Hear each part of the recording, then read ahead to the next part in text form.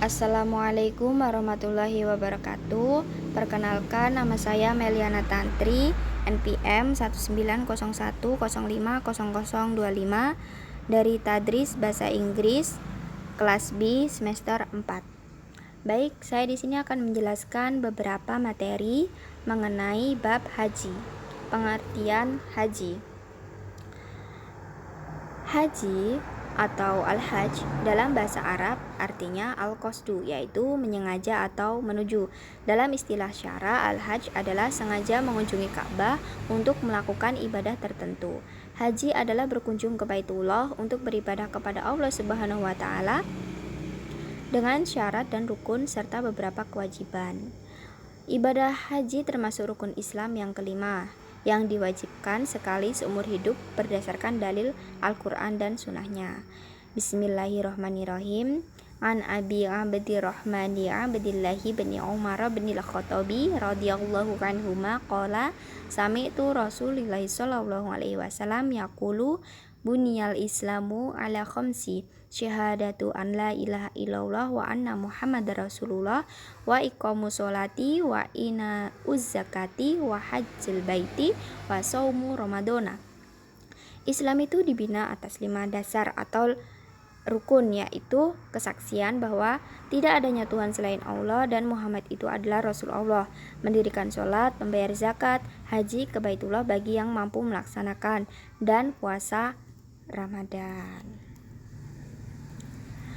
Selanjutnya, hukum dan dasar hukum haji. Hukum haji itu adalah dasar wajibnya adalah beberapa firman Allah yang menuntut untuk melaksanakan ibadah haji. Setidaknya di sini ada 2 indikasi yang memberikan petunjuk adanya suruhan melakukan haji, yaitu dengan menggunakan lafaz suruhan sebagaimana terdapat dalam surah Al-Baqarah ayat 196. Bismillahirrahmanirrahim. Wa atimul hajjal wal umratillah, dan sempurnakanlah ibadah haji dan umrah karena Allah Ta'ala. Yang kedua, menggunakan lafaz yang mengandung arti kewajiban untuk berbuat atau melakukan ibadah haji yang terdapat dalam surah Al-Imran ayat 97. Bismillahirrahmanirrahim. Walillahi 'alan nasi hajjal baiti man istata'a ilaihi sabila.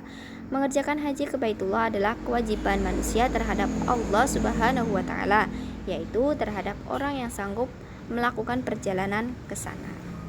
Nah, dan pada umumnya melakukan amal ibadah adalah kewajiban tetap dan berketerusan sepanjang umur. Namun, khusus untuk ibadah haji, kewajibannya hanya sekali untuk seumur hidup. Yang selanjutnya, tujuan dan hikmah. Tujuan diwajibkannya haji adalah memenuhi panggilan Allah untuk memperingati serangkaian kegiatan yang pernah dilakukan oleh Nabi Ibrahim sebagai penggagas syariat Islam. Keinginan Nabi Ibrahim itu ditanggapi Allah Subhanahu wa taala dengan menyuruh orang-orang untuk menziarahi tempat Nabi Ibrahim dengan firman Allah Subhanahu wa taala dalam surat Al-Hajj ayat 27 yang berbunyi Bismillahirrahmanirrahim. Wa adin finnasi bil hajj liya'tuka rijalan wa ala kulli dhamiri ya'tina min kulli fajji 'amiqi. Dan berserulah kepada manusia untuk mengerjakan haji, niscaya mereka akan datang kepadamu dengan berjalan kaki dan menaiki unta kurus yang datang dari segenap penjuru yang jauh. Selanjutnya, rukun dan wajib haji.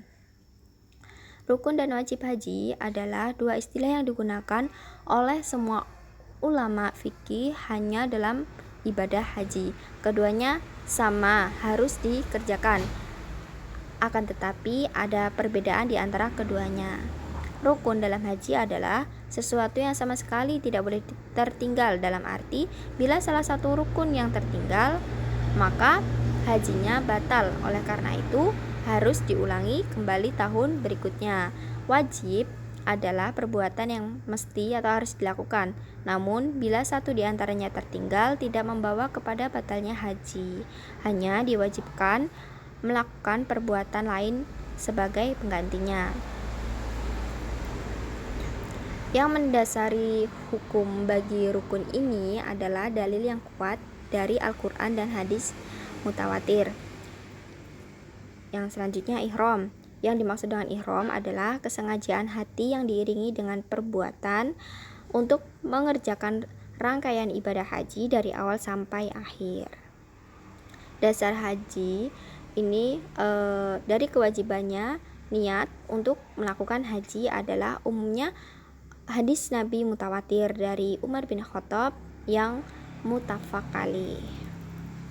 Yang selanjutnya wukuf, yaitu berada dalam waktu tertentu di Arafah, yaitu suatu tempat di luar Mekah yang menurut riwayatnya tempat bertemu Adam dan Hawa di bumi setelah keduanya disuruh keluar dari surga.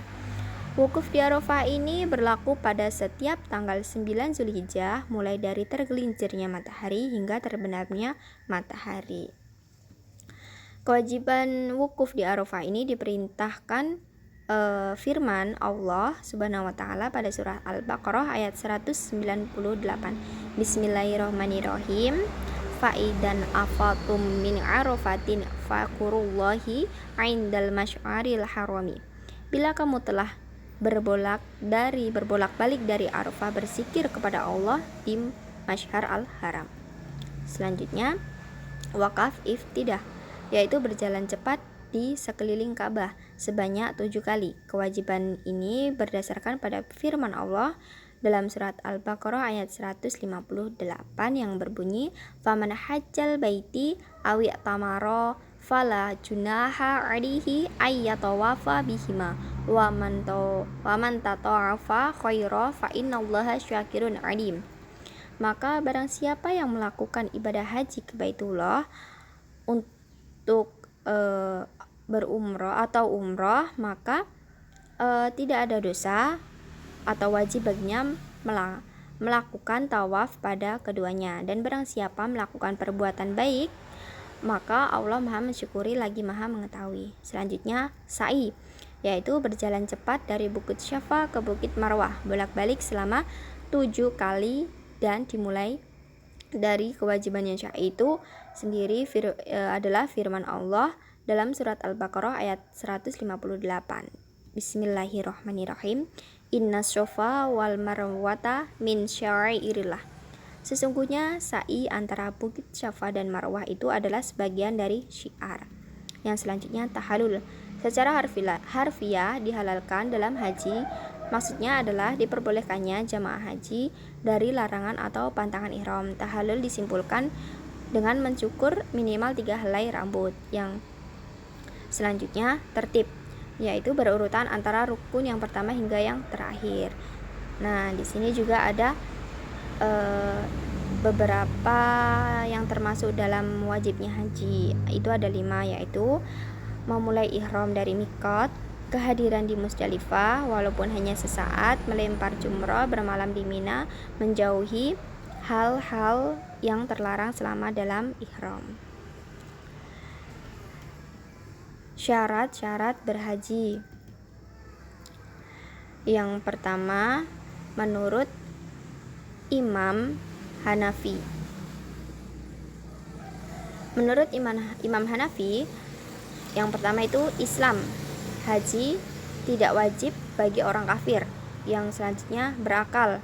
Berakal dalam artian itu tidak wajib bagi orang gila, dan hajinya itu juga tidak sah. Baligh, tidak wajib bagi bayi, tetapi bila sudah mumayyiz itu bisa membedakan antara baik dan buruknya, hajinya diterima. Namun dengan demikian juga setelah dewasa yang bersangkutan belum bebas dari fardu haji. Merdeka, tidak wajib bagi seorang budak. Dan yang terakhir istitoah. Tambahan bagi wanita itu hanya harus distampingi suami atau mahramnya, tidak dalam keadaan iddah, baik karena cerai maupun kematian suami.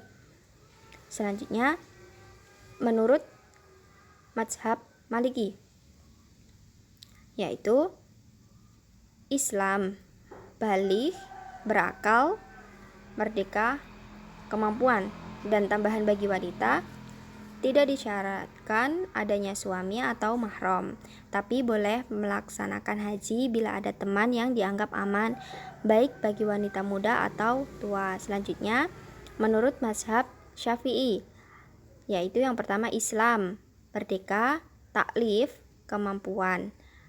Tambahan untuk wanita, ada pendamping yang aman dengan seorang wanita muslimah yang merdeka dan terpercaya.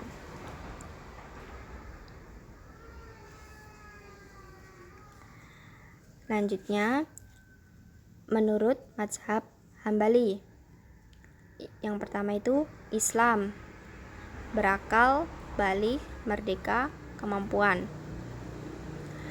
Tambahan bagi wanita harus diikuti oleh mahramnya atau orang yang haram melakukan atau menikahi selamanya.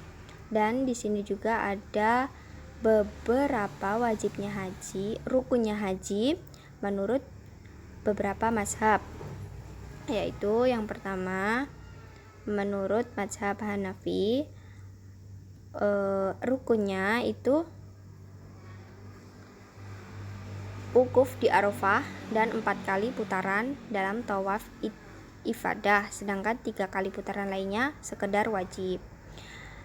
Terus yang selanjutnya menurut mazhab Maliki dan Hambali itu ada 4: ihram, tawaf ifadah, sa'i, dan wukuf di Arafah. Selanjutnya menurut Imam Syafi'i, ihram, tawaf ifadah, sa'i, wukuf di Arafah, memotong rambut, tertib. Demikian penjelasan yang bisa saya sampaikan. Apabila ada kesalahan yang baik saya sengaja atau tidak saya sengaja, saya mohon maaf yang sebesar-besarnya, dan kepada Allah saya mohon ampun. Dan saya akhiri, wallahul muwaffiq ila aqwamit thoriq. Wassalamualaikum warahmatullahi wabarakatuh.